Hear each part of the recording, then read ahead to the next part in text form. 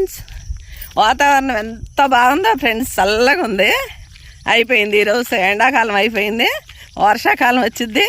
హ్యాపీగా చల్లగా ఆరోగ్యంగా అందరూ ఎంజాయ్ చేయొచ్చు. ఎందుకంటే ఇన్ని రోజులు చెమటలతో చచ్చిపోయాం ఏసీల కింద, ఫ్యాన్ల కింద ఉండి. ఫ్రెండ్స్, ఒక సంగతి తెలుసా, ఇప్పుడు ఎండాకాలం పోయి వర్షాకాలం వస్తుంది కనుక రోగాలన్నీ రెడీగా ఉంటాయి. అందుకని ఎవ్వరు ఈరోజు నుంచి చల్లనీళ్ళు తాగొద్దు.